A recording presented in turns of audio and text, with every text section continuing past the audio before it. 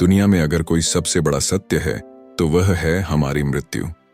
कोई कितना भी बुद्धिमान हो, कितना भी शक्तिशाली या अमीर हो, मृत्यु से कोई नहीं बच सकता। लेकिन जब कोई हमें छोड़कर चला जाता है तो सवाल सिर्फ यह नहीं होता कि वह कहाँ गया, बल्कि यह होता है कि अब उसके साथ क्या हो रहा है। क्या वह हमें देख रहा है? क्या वह हमारे घर वापस आता है? क्या उसकी आत्मा पीड़ा में है या शांति में? गरुड़ पुराण कहता है, मृत्यु सिर्फ अंत नहीं है, बल्कि आत्मा की सबसे रहस्यमय यात्रा की शुरुआत है।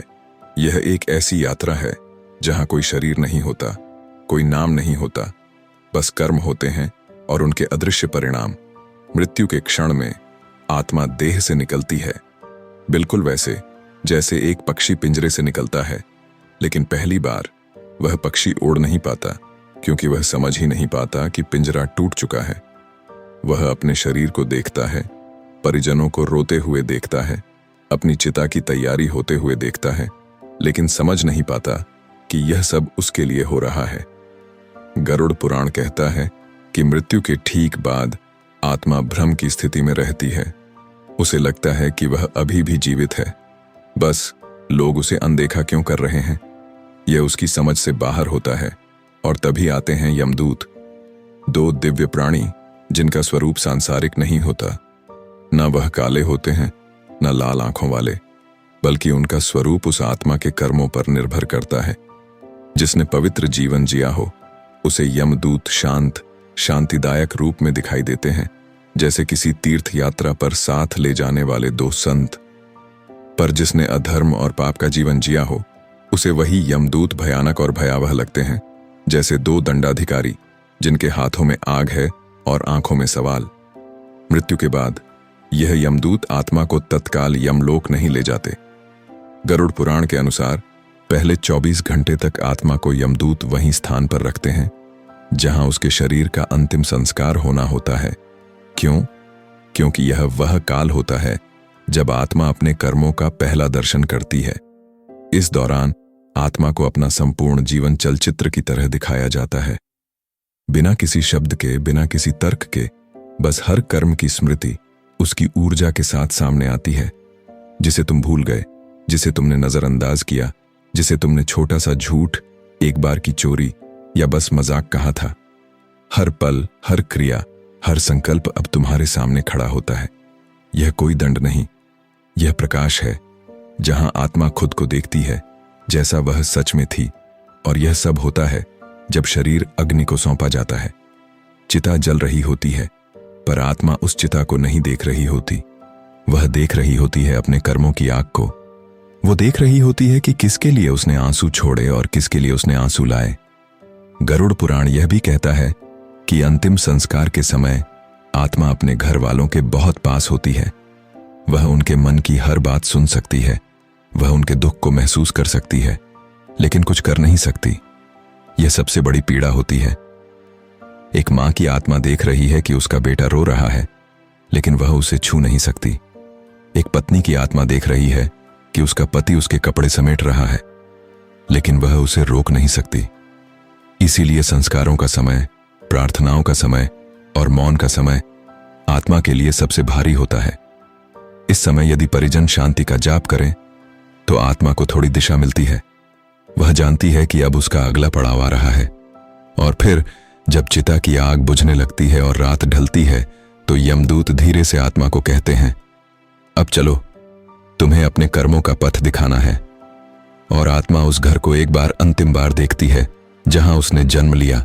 हंसी थी, झगड़े थे, मोह था। वो घर अब सिर्फ एक स्मृति बन जाता है और यहीं से आत्मा की 31 दिन की रहस्यमय यात्रा शुरू होती है। यमदूत आत्मा को सूक्ष्म मार्ग पर ले जाते हैं जहां कोई शरीर नहीं होता, सिर्फ स्पंदन, आवृत्ति और कर्मों की गंध होती है। लेकिन गरुड़ पुराण कहता है कि आत्मा को सीधे यमलोक नहीं ले जाया जाता। पहले 13 दिन आत्मा पृथ्वीलोक के आसपास ही रहती है। वह अपने ही घर में, अपने ही लोगों के बीच अदृश्य रूप से मौजूद रहती है। वह देखती है कि कौन उसके जाने से टूटा है और कौन दिखावे का आंसू बहा रहा है। वह जानती है किसने सच में उसे प्रेम किया और किसने उसके जाने की प्रतीक्षा की थी। इन 13 दिनों को पिंडदान, तर्पण और श्राद्ध की प्रक्रिया से शुद्ध किया जाता है। गरुड़ पुराण में कहा गया है कि इन 13 दिनों में यदि घर वाले सच्चे मन से आत्मा की शांति के लिए प्रार्थना करें तो आत्मा को मार्गदर्शन मिलता है। लेकिन अगर घर में कलह हो, अश्रद्धा हो या कोई उपेक्षा हो तो आत्मा भ्रमित हो जाती है। वह बार बार लौटती है अपने बिस्तर के पास, अपने कपड़ों के पास, उस तस्वीर के पास जिसमें वह कभी मुस्कुराया करती थी। गरुड़ पुराण कहता है कि मृत्यु के बाद आत्मा को 3 मार्गों में से एक मार्ग पर भेजा जाता है।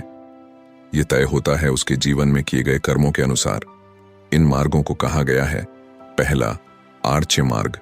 यह वह मार्ग है जो धार्मिक, तपस्वी और सत्यनिष्ठ आत्माओं के लिए खुलता है। इसे स्वर्ग मार्ग या देवयान मार्ग भी कहते हैं। आत्मा इस मार्ग से ऊर्ध्वलोक की ओर जाती है, जहां सुख, शांति और दिव्यता होती है। दूसरा धूम मार्ग। यह वह मार्ग है जहां आत्मा पितृलोक की ओर जाती है। न पुण्य बहुत ज्यादा, न पाप बहुत भारी। ऐसे जीवों को यह मध्यवर्ती लोक मिलता है। यहां आत्मा विश्राम करती है, अगली यात्रा या पुनर्जन्म की प्रतीक्षा में। तीसरा उत्पत्ति विनाश मार्ग। यह वह मार्ग है जिसे पापी आत्माओं के लिए तैयार किया गया है। इसे नरक मार्ग कहते हैं। यहां आत्मा को अपने कर्मों के अनुसार कठिन दंड भोगना पड़ता है। लेकिन इन तीनों मार्गों से पहले आता है एक खतरनाक पड़ाव, जिसे पार किए बिना कोई आत्मा आगे नहीं बढ़ सकती। इस पड़ाव का नाम है वैतरणी नदी। गरुड़ पुराण में इसका वर्णन अत्यंत भयावह रूप में किया गया है। यह कोई साधारण नदी नहीं, बल्कि यह आत्मा की परीक्षा की नदी है। यहां आत्मा को स्वयं के कर्मों की धारा में उतरना होता है। जिसने जीवन में दान, सेवा, सत्कर्म किए हो, वह आत्मा इस नदी को पार कर जाती है, जैसे कोई संत गंगा के जल में स्नान करता हो। लेकिन जिसने अधर्म, लोभ, हिंसा और मिथ्या आचरण किया हो, वह आत्मा वैतरणी में गिरती नहीं, वह उसमें फंसती है। गरुड़ पुराण कहता है कि पापी आत्मा के लिए वैतरणी नदी रक्त, कीचड़ और कीटाणुओं से भरी होती है। उसके जल में होते हैं भूखे मगरमच्छ, भयंकर सर्प और ऐसे जीव जिनकी आंखों से आग और मुख से शाप निकलता है। वैतरणी में प्रवेश करते ही आत्मा को लगता है मानो सूर्य की 12 किरणें उसके ऊपर एक साथ जल रही हों। वह चीखती है, लेकिन कोई नहीं सुनता। उसके शरीर पर मांस नहीं, सिर्फ स्मृति होती है। लेकिन उस स्मृति को चीरकर वैतरणी की लहरें उसे घसीटती हैं। जो आत्मा इस वैतरणी को पार नहीं कर पाती, वह यमलोक तक नहीं पहुंचती, बल्कि अधर में अटकी रहती है। इसीलिए गरुड़ पुराण बार बार कहता है कि जीवन में गाय, ब्राह्मण, पवित्र जल और वास्तविक सेवा का महत्व समझो, क्योंकि यही चीजें वैतरणी के समय तुम्हारी नाव बनती हैं। और जब आत्मा किसी तरह वैतरणी पार कर लेती है तो वह पहुंचती है उस द्वार पर जहां यमराज की सभा होती है। लेकिन यह कोई साधारण द्वार नहीं, यह एक ऊर्जा चक्र है जहां आत्मा की गति अचानक रुक जाती है। उसके सामने एक विशाल भवन होता है जिसके स्तंभ समय के हैं और दीवारें कर्मों की। यहीं पर होता है आत्मा का मूल्यांकन। गरुड़ पुराण बताता है कि यमराज केवल न्यायाधीश नहीं है, वे धर्म स्वरूप, विचारशील और करुणामय हैं। उनका स्वरूप तेजोमय है, न क्रोधी न राक्षसी, बल्कि शांत, गंभीर और आत्मा के अंतर्मन को पढ़ लेने वाला। जब आत्मा उनके सामने लाई जाती है तो वह वहां अकेली नहीं होती। वहां होते हैं चित्रगुप्त, जिनके पास आत्मा के हर छोटे बड़े कर्मों का लेखा जोखा होता है। उनकी पुस्तक कोई सामान्य ग्रंथ नहीं, वह आत्मा के भीतर के विचारों को भी दर्ज करती है। जो तुमने सिर्फ सोचा था पर कभी कहा नहीं, जो तुमने चाहा था पर कभी किया नहीं, वह भी उस ग्रंथ में लिखा होता है। चित्रगुप्त उस आत्मा का पूरा जीवन यमराज के सामने खोलते हैं और आत्मा अपने ही जीवन को अपने ही न्याय की प्रतीक्षा में देखती है, बिल्कुल उसी तरह जैसे कोई अपराधी अपने अपराध को स्वीकार करता है। गरुड़ पुराण कहता है कि पाप पुण्य का हिसाब संख्या में नहीं, गहराई में होता है। एक व्यक्ति ने एक बार किसी भूखे को अन्न दिया, लेकिन पूरे प्रेम से दिया, तो वह एक पुण्य 1000 पापों को धो सकता है। और कोई व्यक्ति रोज पूजा करता रहा, लेकिन अहंकार में डूबा रहा, तो वह पुण्य फल नहीं देता। यहां छल नहीं चलता, यहां तर्क नहीं चलता, यहां सिर्फ सत्य चलता है। फिर आता है वह क्षण जब निर्णय लिया जाता है कि आत्मा को स्वर्ग, पितृलोक या नरक में से किस दिशा में भेजा जाएगा। अगर आत्मा ने अत्यंत पुण्य किए हो तो यमराज स्वयं उठकर खड़े होते हैं और उसे देवदूतों के साथ स्वर्ग के द्वार तक विदा करते हैं, जहां अप्सराएं स्वागत करती हैं और आत्मा एक दिव्य प्रकाश में विलीन होती है।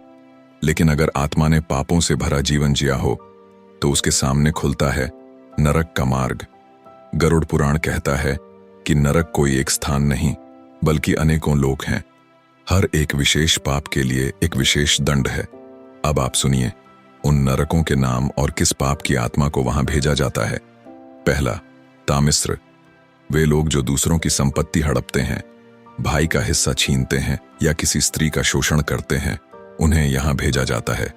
यहां आत्मा को लोहे की रस्सियों से बांधकर घना अंधकार दिखाया जाता है, जहां समय, ध्वनि और चेतना सब छीन ली जाती है। दूसरा, अंधतामिस्र। यह नरक उन्हें दिया जाता है जो झूठे वचनों से दूसरों को धोखा देते हैं, विशेषकर गुरु, शिष्य या जीवन साथी के रिश्तों में। यहां आत्मा को लगातार भ्रम में डाला जाता है। वह बार बार गिरती है, टकराती है और चेतना खोती है।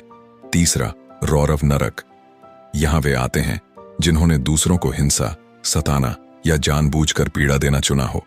गरुड़ पुराण कहता है यह नरक उबलते तेल, दहकती अग्नि और कांच जैसे पत्थरों से भरा है, जहां आत्मा की हर संवेदना जीवित रखी जाती है। चौथा, कुंभीपाक नरक। शिकारी, कसाई और वे लोग जो जानवरों की हत्या केवल स्वाद या शौक के लिए करते हैं, उन्हें यहां भेजा जाता है। इस नरक में आत्मा को उबलते तेल में डुबोया जाता है, बार बार, जब तक चेतना पूरी तरह बिखर न जाए। पांचवां, कालसूत्र नरक। यहां वह लोग आते हैं जिन्होंने जीवन में अपने बड़ों का अपमान किया, गुरु की अवज्ञा की या माता पिता को कष्ट पहुंचाया। यह नरक अग्नि की लपटों से भरा होता है, जहां आत्मा को बिना विराम जलते हुए लोहे पर चलाया जाता है। छठा, असिपत्रवण नरक। जिन्होंने धर्म के नाम पर अधर्म किया, लोगों को गुमराह किया या आध्यात्मिक सत्ता का दुरुपयोग किया, उनके लिए यह सबसे कठोर नरक है। यह एक कांटों से भरा वन है, जहां आत्मा को दौड़ाया जाता है और हर पत्ता तलवार की धार की तरह चीर देता है। और ऐसे ही 28 से भी अधिक नरक लोक गरुड़ पुराण में वर्णित हैं, हर एक आत्मा के किसी न किसी दोष को शुद्ध करने के लिए। लेकिन यह दंड स्थायी नहीं होते। गरुड़ पुराण स्पष्ट कहता है कि नरक एक शुद्धिकरण केंद्र की तरह होता है, जहां आत्मा अपने कर्मों का फल भोगती है और फिर अगले जन्म के लिए तैयार होती है। लेकिन प्रश्न यह है कि आत्मा अगला जन्म किस रूप में लेगी? क्या वह फिर से मानव शरीर प्राप्त करेगी या किसी और योनि, पशु, पक्षी, कीट या वृक्ष में? इसका उत्तर केवल एक ही बात पर निर्भर करता है, उस आत्मा की कंपन शक्ति, अर्थात उसकी वाइब्रेशनल फ्रीक्वेंसी, जो उसके कर्मों और संस्कारों से बनी है। गरुड़ पुराण में कहा गया है कि सृष्टि में 40 लाख योनियां हैं। इनमें से केवल एक योनि, मानव योनि ही ऐसी है जिसमें आत्मा को कर्म सुधारने, मोक्ष पाने और ब्रह्म को जानने का अधिकार है। बाकी 83,999,999 योनियां केवल कर्म भोग की योनियां हैं, जहां आत्मा को सोचने का अवसर नहीं होता, सिर्फ भुगतने का क्रम चलता है। जब कोई आत्मा अपने पापों का फल नरक में भोग चुकी होती है, तब चित्रगुप्त और यमराज मिलकर निर्णय लेते हैं कि अब यह आत्मा किस शरीर में जन्म के योग्य है। यदि आत्मा ने कुछ पुण्य शेष छोड़े हों या पिछले जन्मों में किया गया कोई एक सच्चा कर्म बचा हो, तो उसे मानव जन्म का अवसर फिर से दिया जा सकता है। पर यदि उसकी चेतना अभी भी स्वार्थ, हिंसा, लोभ या अहंकार से ग्रसित हो, तो उसे भेजा जाता है उन योनियों में जहां उसकी चेतना के अनुरूप शरीर मिलता है। गरुड़ पुराण में उदाहरण दिए गए हैं। जिसने क्रूरता दिखाई, उसे मांसाहारी जानवर के रूप में जन्म मिलता है। जिसने लोभ किया, वह कीट, चूहा या भिक्षा के लिए तड़पता हुआ पक्षी बन सकता है। जिसने कामुकता में जीवन गंवाया, वह आत्मा कुत्ते, सुअर या अन्य नीच योनियों में जाती है। जिसने धर्म का अपमान किया या गुरु का अनादर किया, उस आत्मा को पत्थर, पेड़ या निर्जीव वस्तु के रूप में स्थिर कर दिया जाता है। लेकिन जो आत्मा एक बार भी सच्चे हृदय से सेवा, दया या प्रेम का अनुभव कर चुकी हो, उसे मानव शरीर प्राप्त करने की संभावना बनी रहती है। गरुड़ पुराण कहता है कि कुछ आत्माएं नरक से नहीं डरती, क्योंकि वे सोचती हैं कि दंड भोग कर सब समाप्त हो जाएगा। परंतु सच्चा भय भटकती आत्मा का होता है, जो न नरक में पूरी तरह प्रवेश कर पाती है और न पुनर्जन्म में। ऐसी आत्माएं अधर में अटक जाती हैं। वे भूत प्रेत या पिशाच योनि में भटकती हैं। यह आत्माएं न शरीर त्याग पाती हैं, न शरीर प्राप्त कर पाती हैं। गरुड़ पुराण के अनुसार भूत या प्रेत वे आत्माएं बनती हैं जो मृत्यु के समय अत्यधिक मोह, क्रोध या वासना में डूबी हुई थीं, जो अपनी संपत्ति से चिपके रहे, जो अपने घर को छोड़ नहीं पाए, जो अपनी इच्छाओं के अधूरे छूट जाने से तड़प उठे। वह आत्मा अधूरी रह जाती है।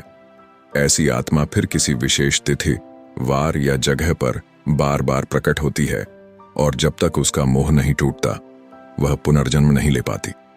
इसीलिए गरुड़ पुराण में श्राद्ध, तर्पण और पिंडदान जैसे कर्म आत्मा को इस चक्र से मुक्त करने के लिए अत्यंत आवश्यक माने गए हैं। इन तिथियों पर जब पवित्र जल, तिल और मंत्रों से तर्पण दिया जाता है तो आत्मा को एक दिव्य संकेत मिलता है कि अब वह आगे बढ़ सकती है। और फिर जब सब कुछ पूर्ण हो जाता है, जब आत्मा ने नरक भोग लिया, जब मोह टूट चुका, जब संस्कार संपन्न हो गए, तो आत्मा प्रवेश करती है पुनर्जन्म के गर्भद्वार में। गरुड़ पुराण के अनुसार पुनर्जन्म का क्षण शुद्ध विज्ञान और अदृश्य ऊर्जा का मिलन है। जब आत्मा किसी गर्भ को चुनती है तो वह केवल माता पिता नहीं चुनती, बल्कि उन कर्मों की भूमि चुनती है जहां उसे अगला पाठ सीखना है।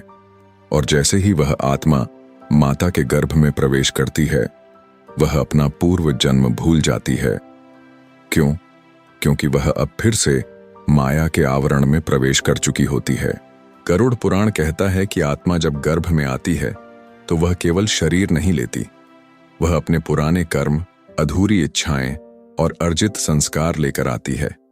गर्भ में आने के पहले क्षण में ही वह जानती है यह जीवन उसे क्यों मिला है।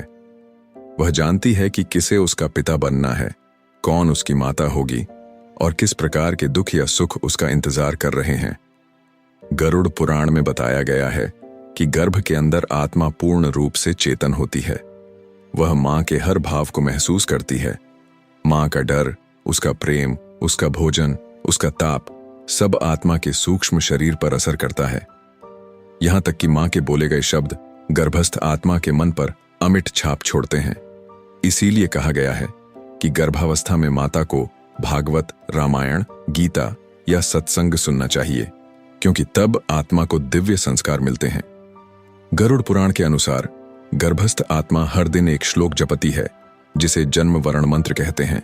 नाहम देहो न मे देहो, बुद्धिरात्मा न छात्मना, कर्मणा जायते जंतु, कर्मणा एव विलियते। इसका अर्थ है, मैं यह शरीर नहीं हूं, न यह बुद्धि, मैं आत्मा हूं। कर्मों के कारण मैं जन्म लेता हूं और उन्हीं कर्मों के कारण विलीन होता हूं। यह आत्मा का जागरण होता है। गर्भ के 9 महीनों में वह धीरे धीरे अपने पिछले जन्म की छाया से बाहर निकलती है, लेकिन अंतिम महीनों में जब उसका शरीर सघन होने लगता है तो वह भयभीत हो जाती है। उसे लगता है जैसे कोई उसे फिर से जाल में बांध रहा हो। और ठीक जन्म से पहले एक क्षण ऐसा आता है जब वह सब कुछ याद कर लेती है, अपने पुराने जीवन की अंतिम सांस, अपनी मृत्यु की पीड़ा, अपने द्वारा किए गए अच्छे बुरे कर्म, अपने प्रियजनों के चेहरे। वो सब कुछ उसकी चेतना में कौंध जाता है और तब वो आत्मा ईश्वर से एक वादा करती है। गरुड़ पुराण के अनुसार जन्म से पहले आत्मा प्रभु से कहती है, प्रभु, इस बार मैं तुम्हें नहीं भूलूंगा, इस बार मैं मोह से नहीं बंधूंगा, मैं सत्य को पहचानूंगा और अपने जीवन का उद्देश्य पूरा करूंगा। परंतु जैसे ही वह आत्मा जन्म लेती है, उसकी पहली सांस के साथ, उसकी पहली चीख के साथ माया का आवरण उस पर गिर जाता है। उसे दूध चाहिए, फिर क्रीड़ा, फिर खिलौने, फिर अहंकार, और धीरे धीरे वह वादा भूल जाता है जो उसने प्रभु से किया था। गरुड़ पुराण कहता है कि यही विस्मरण संसार का सबसे बड़ा जाल है। जन्म केवल एक शरीर लेने की क्रिया नहीं, बल्कि आत्मा की पुनः परीक्षा का आरंभ है। जो आत्मा इस बार अपने भीतर के वचन को याद रखे, जो माँ बाप, समाज और लोभ के बीच भी अपने असली कार्य को पहचान ले, वही आत्मा इस जन्म में मोक्ष की ओर बढ़ती है। लेकिन जो आत्मा फिर उसी मोह, भोग और भ्रम में डूब जाए, उसे फिर मृत्यु और पुनर्जन्म का चक्र झेलना पड़ता है। गरुड़ पुराण बार बार चेतावनी देता है कि यदि एक बार मानव जन्म मिलने के बाद भी आत्मा चेतना में न जगे तो अगली बार उसे पशु, पक्षी या कीट के रूप में फिर से प्रारंभ करना पड़ता है। इसीलिए कहा गया है, मनुष्य जन्म दुर्लभ है। यह केवल उन आत्माओं को मिलता है जो अनगिनत योनियों में भटक कर कभी तप, कभी तड़प और कभी तिरस्कार से गुजरी हों। लेकिन गरुड़ पुराण यह भी कहता है कि केवल जन्म ले लेना ही पर्याप्त नहीं। अब आत्मा को अपने कर्मों का फल भोगना होता है। वह फल जो उसने पिछले जन्मों में बोया, अब इस जीवन में अंकुर बनकर उगता है, जिसे शास्त्रों में कहा गया है प्रारब्ध। प्रारब्ध वह कर्म फल है जिसे कोई टाल नहीं सकता, न साधना से, न व्रत से, न तीर्थ से। कोई बच्चा जन्म लेते ही विकलांग क्यों होता है? कोई निर्धन क्यों? कोई बाल्यकाल में ही अनाथ क्यों? और कोई जन्म लेते ही राजयोग क्यों पाता है? धन, मान, सौंदर्य और बुद्धि से संपन्न क्यों होता है? गरुड़ पुराण कहता है कि यह सब संयोग नहीं, संस्कार हैं। जो आत्मा पूर्व जन्म में तप, दान और सेवा में लीन रही हो, वह इस जन्म में सौंदर्य, प्रतिभा और सहज भक्ति लेकर जन्म लेती है। और जिसने पूर्व जन्म में छल, घृणा, अभिमान या अत्याचार किया हो, वह इस जन्म में किसी ना किसी रूप में पीड़ा लेकर आता है। लेकिन पीड़ा सजा नहीं, यह अवसर है, क्योंकि ईश्वर ना कभी दंड देते हैं और ना किसी से बैर रखते हैं। वे आत्मा को वही परिस्थिति दोबारा देते हैं जिसमें वह कुछ अधूरा छोड़ आई थी। गरुड़ पुराण में वर्णन है कि कई बार कोई आत्मा जिसने पिछले जन्म में दूसरों का भोजन छीना हो, उसका अगला जन्म भूखे घर में होता है। जिसने स्त्री का अपमान किया हो, वह अगली बार स्त्री रूप में उसी पीड़ा को अनुभव करने आता है। और जिसने किसी अपाहिज का उपहास किया हो, वह अगली बार उसी स्थिति में जन्म लेता है ताकि समझ सके उस पीड़ा की गहराई। इसलिए शास्त्र कहते हैं, जिसे तुम दुर्भाग्य कहते हो वह आत्मा की शिक्षा है। परंतु कुछ आत्माएं ऐसी भी होती हैं जो पिछले जन्म में अधूरी रह गईं, लेकिन इतना सच्चा संकल्प ले गई थी कि उनका वर्तमान जन्म एक विशेष कार्य के लिए होता है। ऐसे बच्चे बचपन से ही अलग महसूस करते हैं। वे भीड़ में भी मौन होते हैं, प्रार्थना में जल्दी रम जाते हैं या अचानक किसी मंत्र को सुनकर आंखें भर लेते हैं। गरुड़ पुराण के अनुसार यह लक्षण उन आत्माओं के होते हैं जो पिछले जन्म में साधना के द्वार पर आकर जीवन समाप्त कर बैठी। उन्हें यह जन्म आत्मिक पुनः प्रयास के रूप में मिला है, लेकिन संसार उन्हें यह समझने नहीं देता। उन्हें खिलौनों से बहलाया जाता है, डिग्रियों से बांधा जाता है और धीरे धीरे वे अपने ही संकल्प को भूल जाते हैं। इसीलिए कभी कभी ऐसे बच्चों को जीवन में जल्दी दुख मिलता है ताकि वे पुनः भीतर की यात्रा शुरू करें। गरुड़ पुराण कहता है, जब आत्मा अपने सत्य कर्म से भटकने लगती है तो प्रारब्ध उसे मार्गदर्शन देने के लिए पीड़ा भेजता है, और जो आत्मा उस पीड़ा को समझ लेती है वही आत्मा जागृत होती है। पर दुर्भाग्य यह है कि अधिकतर आत्माएं उस पीड़ा से भाग जाती हैं। वे शिकायत करने लगती हैं, मैंने क्या किया था जो मुझे यह जीवन मिला। लेकिन अगर वे सिर्फ इतना जान जाएं कि हर दुख, हर सुख, हर क्षण उसी आत्मा का चुनाव था, तो शायद वे ईश्वर से लड़ना छोड़कर उन्हें समझने लगे। गरुड़ पुराण इसीलिए कहता है कि आत्मा जब जन्म लेती है तो उसका पहला कर्म है स्मरण। यदि वह ईश्वर को स्मरण करती रहे तो प्रारब्ध उसकी परीक्षा नहीं लेता, बल्कि पथ बन जाता है। पर जैसे जैसे आत्मा जीवन के जाल में फंसती है, वह कर्मों की नई श्रृंखला रचती है, जिसे कहते हैं क्रियमाण कर्म। यह वर्तमान जीवन में किए गए कर्म हैं जो भविष्य के फल बनते हैं, और इसी चक्र में आत्मा फिर उलझ जाती है। जब तक वह यह ना समझे कि वह केवल शरीर नहीं बल्कि उस चेतना की एक चिंगारी है जो ना जन्म लेती है ना मरती है, तब तक वह मुक्त नहीं हो सकती। लेकिन क्या कोई आत्मा इस चक्र से मुक्त हो सकती है? क्या सचमुच कोई मृत्यु के पार जा सकता है? गरुड़ पुराण का उत्तर है हाँ, पर यह हाँ कोई आसान मार्ग नहीं है। मोक्ष यह शब्द जितना सरल लगता है, उसकी यात्रा उतनी ही कठिन, उतनी ही सूक्ष्म होती है। गरुड़ पुराण में कहा गया है कि मोक्ष का अर्थ केवल मृत्यु के चक्र से बाहर निकलना नहीं, बल्कि आत्मा का परम सत्य में विलीन हो जाना है। यह वह स्थिति है जहां आत्मा न पुनर्जन्म मांगती है न मृत्यु से डरती है। वह मैं और मेरा के बंधन से मुक्त हो जाती है। वह आत्मा जो अपने सभी कर्मों को पूर्ण कर चुकी हो, जो किसी से शिकायत नहीं रखती, जिसके हृदय में न द्वेष हो न लोभ, वही आत्मा मोक्ष के योग्य होती है। गरुड़ पुराण कहता है कि मोक्ष 3 मार्गों से संभव है। 1. ज्ञान मार्ग, जहां आत्मा यह जान ले कि वह शरीर नहीं है, वह अहं का त्याग करें और परमात्मा को अपने भीतर अनुभव करें। 2. भक्ति मार्ग, जहां आत्मा ईश्वर को प्रेम में पुकारे, बिना किसी स्वार्थ, बिना किसी अपेक्षा, जहां मैं मिट जाए और तू ही शेष रह जाए। 3. कर्म मार्ग, जहां हर कर्म ईश्वर को अर्पित हो, न फल की इच्छा न पहचान की कामना।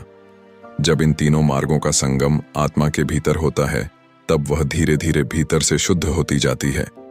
एक दिन ऐसा आता है जब शरीर गिरता है, लेकिन आत्मा रुकती नहीं। न यमदूत आते हैं, न वैतरणी पार करनी होती है, न नरक, न स्वर्ग, न पुनर्जन्म। बस एक शांत प्रकाश प्रकट होता है।